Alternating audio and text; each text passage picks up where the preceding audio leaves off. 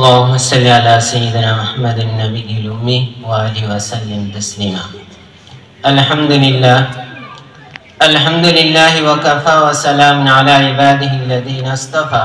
أما بعد، فقد قال الله تبارك وتعالى في كلامه العظيم: أعوذ بالله من الشيطان الرجيم، بسم الله الرحمن الرحيم. ألف لام ميم، ذلك الكتاب لا ريب فيه هدى للمتقين. صدق الله العظيم. وقال النبي صلى الله عليه وسلم: خيركم من تعلم القرآن وعلمه، أو كما قال عليه الصلاة والسلام. শ্রদ্ধেয় ও সম্মানীয় মেহমানানে কিরাম, উলামায়ে ইযাম, আসাতিজায়ে কিরাম এবং ছাত্র ভাইরা এবং গ্রামবাসী বাবারা ও ভাইরা, সবাইকে জানাই সালাম ও শুভেচ্ছা। আল্লাহ তাবারক তাআলা কোরআন শরীফের মধ্যে বলছেন, আলিফ লাম মিম, যালিকাল কিতাবু লা রাইবা ফীহ। এই পবিত্র কোরআন শরীফ এমন একটা গ্রন্থ যার মধ্যে কোনো সন্দেহ নেই, কোনো ভুল নেই, কোনো সংশয় নেই। হুদাল লিল মুত্তাকিন, মুত্তাকিনদের জন্য হিদায়াত। আমরা 5 ওয়াক্ত নামাজ পড়ি। প্রত্যেক নামাজে আমরা পবিত্র কোরআনের প্রথম সূরা, সূরা ফাতিহা পড়ি। শুধু ফরজ নামাজে নয়, সুন্নত নামাজে, নফল নামাজে, আরো অন্যান্য নামাজে আমরা পড়ে থাকি। কি পড়ি? ইহদিনাস সিরাতাল মুস্তাকিম। হে আল্লাহ, আমাদেরকে সহজ সরল সোজা পথ দেখাও। এটা কোরআন শরীফের প্রথম সূরা। দ্বিতীয় সূরায় আল্লাহ তাবারক তাআলা তার জবাব দিয়েছেন, আলিফ লাম মিম, যালিকাল কিতাবু লা রাইবা ফীহ হুদাল লিল মুত্তাকিন। আমরা যে হেদায়েত চাই, সহজ সরল পথ চাই, তো এখান থেকে আল্লাহ তাবারক তাআলা সেই পথের কথা বলেছেন, সেই রাস্তার কথা বলেছেন। এখান থেকে নিয়ে সূরা নাস অর্থাৎ শেষ পর্যন্ত আল্লাহ তাবারক তাআলা সেই গাইড করেছেন, সেই রাস্তা বলেছেন, সেই সহজ সরল পথ বলেছেন। আর এমনকি চ্যালেঞ্জ করেছেন, লা রাইবা ফীহ, এই কিতাবের মধ্যে কোনো রকমের কোনো সন্দেহ সংশয় কিছুই নেই, একেবারে সলিড, নিঃসন্দেহ, যার মধ্যে কোনো রকমের সন্দেহের অবকাশ নেই।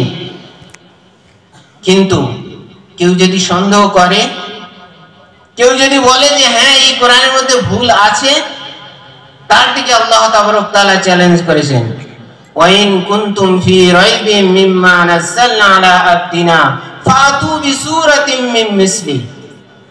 যদি তোমরা বলো যে হ্যাঁ এর মধ্যে সন্দেহ আছে, এর মধ্যে ভুল আছে, তাহলে তোমরা তো অনেক জ্ঞানী, অনেক তোমাদের মধ্যে পারদর্শিতা আছে, দক্ষতা আছে, তাহলে এই কোরআন শরীফের মধ্যে যে 114টা সূরা আছে, তার মধ্যে সবথেকে বিসূরাতিন, সবথেকে ছোট যে সূরা, সেই রকম একটা সূরা তৈরি করে দেখাও। ফাতু বিসূরাতিন মিন মিসলি। সেই 1400 বছর থেকে নিয়ে আজ পর্যন্ত, আর এখান থেকে নিয়ে কিয়ামত পর্যন্ত চ্যালেঞ্জ আল্লাহর তরফ থেকে দেওয়া হয়েছে আর রয়েছে যে এই রকম এই কোরআনের মতো একটা ছোট্ট থেকে ছোট্ট সূরা তৈরি করে দেখাও। আজ পর্যন্ত কেউ দেখাতে পারেনি, আর কিয়ামত পর্যন্ত পারবে না। এই চ্যালেঞ্জ আল্লাহ তাবারক তাআলা দিয়ে রেখেছেন। কত বড় বড় বৈজ্ঞানিক এসছে, কত বড় বড় সাহিত্যিক এসছে, কত বড় বড় গ্রন্থকার এসছে, বড় বড় গ্রন্থ লিখে গেছেন, বড় বড় ভাষাবিদ এসছেন, কিন্তু কেউ আজ পর্যন্ত একটা ছোট্ট সূরা তৈরি করতে পারেনি, আর পারবেও না। আল্লাহ তাআলা আরো বলেছেন, যদি তোমরা একা না পারো, তাহলে তোমাদের সহযোগী যত আছে তাদেরকেও ডেকে নাও। অনেক মানুষ আছে নোবেল প্রাইজ পেয়েছে ভাষার উপরে, আরবির উপরে, তাহলে একটা সূরা তৈরি করে দেখাও। আজ পর্যন্ত কেউ দেখাতে পারেনি। তাই এই পবিত্র কোরআন শরীফ হলো একটা জীবন ব্যবস্থা, যার মধ্যে আল্লাহ তাবারক তাআলা একটা মানুষের যা কিছু প্রয়োজন সবকিছু আল্লাহ তাবারক তাআলা এই পবিত্র কোরআনের মধ্যে তিনি দিয়ে দিয়েছেন। এই জন্য এটা হলো একটা complete guide, code of life, পরিপূর্ণ একটা জীবন ব্যবস্থা। তো সেই কোরআন শরীফ এই মাদ্রাসাতে পড়ানো হয়। আর শুধু কোরআন শরীফ পড়ানো হয় না, তার সঙ্গে হাদিসও পড়ানো হয়। অর্থাৎ হাদিস হলো এই কোরআন শরীফের ব্যাখ্যা, আর এই হাদিসের ব্যাখ্যা হলো ফিকহ। এইগুলি এই মাদ্রাসাতে পড়ানো হয়। তাহলে যদি এই জীবন ব্যবস্থা এই কোরআন শরীফ আমরা পড়ি, তাহলে কি পাবো, পাওয়া কি যাবে? তাই আল্লাহ নবী সাল্লাল্লাহু আলাইহি ওয়াসাল্লাম বলছেন, খায়রুকুম মান তাআল্লামাল কুরআন ওয়া আল্লামা। এই কোরআন যারা পড়বে, যারা পড়াবে, তারা হলো বিশ্বের মধ্যে সবথেকে উৎকৃষ্ট মানুষ, সবথেকে দামি মানুষ। তাদেরকে আল্লাহ নবী সাল্লাল্লাহু আলাইহি ওয়াসাল্লাম খায়রুকুম বলে তাদেরকে সম্বোধন করেছেন। এবং আরো অন্য হাদিসের মধ্যে বলা হয়েছে, মান কারাল কুরআন ওয়া আমিলা বিমা ফি উলবিসা ওয়ালিদাহু তাজাম। যে ব্যক্তি কোরআন শরীফ পড়বে এবং তার উপরে আমল করবে, কিয়ামতের দিন আল্লাহ তাবারক তাআলা শুধু তাকেই নয়, তার পিতামাতাকে নূরের তাজ পরানো হবে। যাওহু আহসান মিন যাওয়িশ শামসে, যার কিরণ, যার আলো, যার জ্যোতি হবে সূর্যের আলোর থেকে, জ্যোতির থেকে আরো বেশি। ফামা যান্নুকুম মান আমিলা বিহাদা। তাহলে যে ব্যক্তি এর উপরে আমল করবে, তাহলে সে কতটা সম্মান পাবে।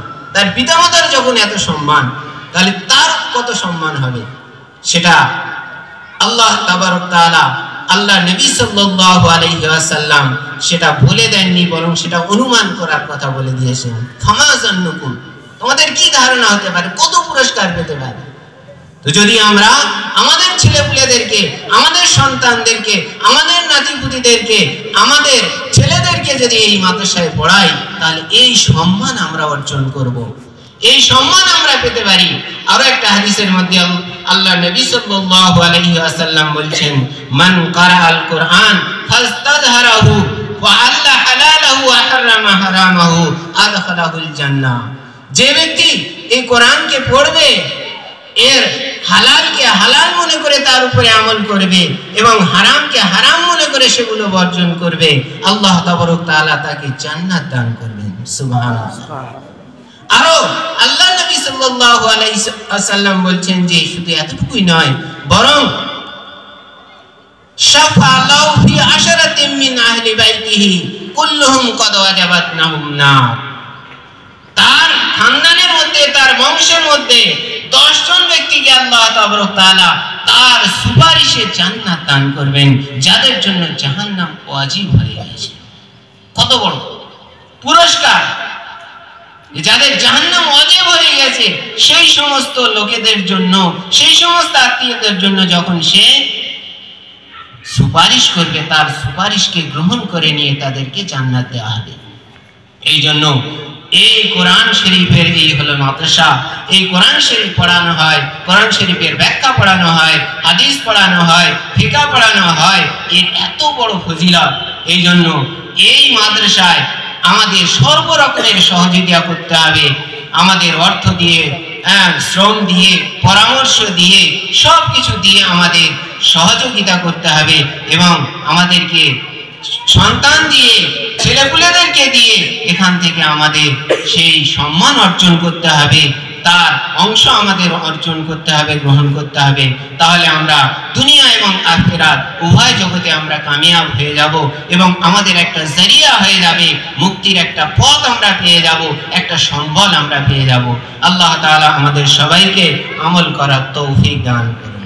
ওয়া মা আলাইনা।